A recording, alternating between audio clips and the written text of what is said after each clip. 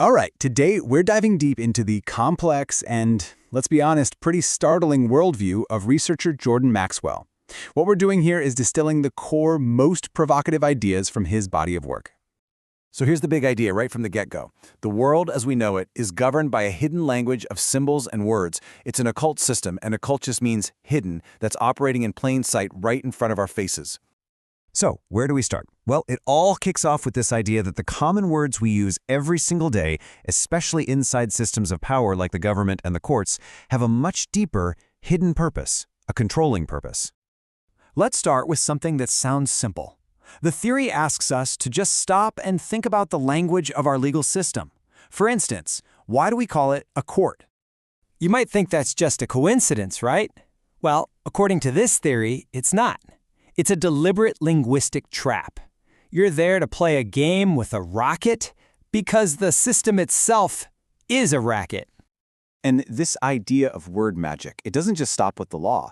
It pops up in our culture too. Take Hollywood, for instance. The theory suggests this isn't just a random name. It's a direct nod to ancient Druid priests who used wands made from holly wood to cast spells, or in this case, to create powerful illusions on a massive scale. So what's the takeaway here? It's that words aren't just words, they're weapons.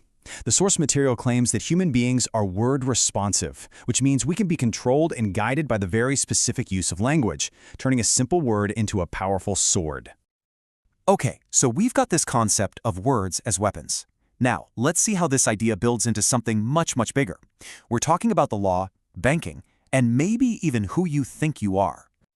At the very heart of this framework is the idea that there are two completely different types of law.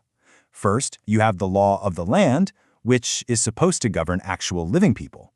But then there's the law of the water, also known as Maritime Admiralty Law, which, according to the theory, is far more powerful and governs all money and commerce. And this is probably one of the most central claims. The idea is that you are legally treated as two separate entities. There's you, the natural person, the flesh and blood you, but then there's your corporate self, a legal fiction, a piece of paper, represented by your name, written in all capital letters. And the theory argues that all that commercial law we just talked about, it only applies to that corporate you. So you're probably asking, how in the world does that happen? Well, the theory lays out a very specific process. It all starts at birth. You come from your mother's water, making you a maritime product. The doc at the hospital signs your birth certificate, which acts like a title of ownership, and just like that, you've been turned into stock, collateral for international bankers. And if you think that's a stretch, just look at the language we use for finance. Rivers have banks that direct the flow of currency. We talk about liquid assets and cash flow. And a judge who rules on all these commercial matters, he does it from the bench, which comes from the Latin word bancus, a bank. See the connection? So this raises a huge question, right? If these systems are so old and so complicated, who came up with them? Where do they originate?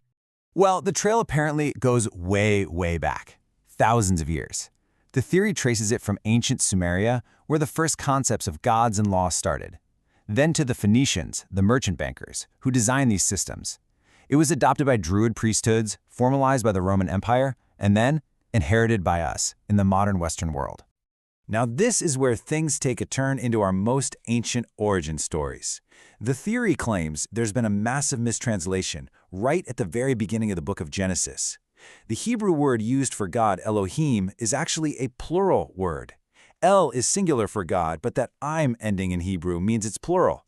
So the correct translation isn't God, it's the gods.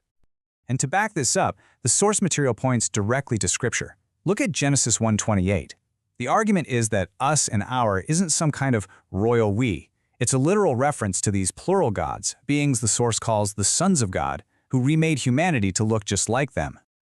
Okay, so we've covered hidden language, two legal versions of you, and an ancient origin story involving plural gods. This all builds up to one final and honestly pretty wild revelation.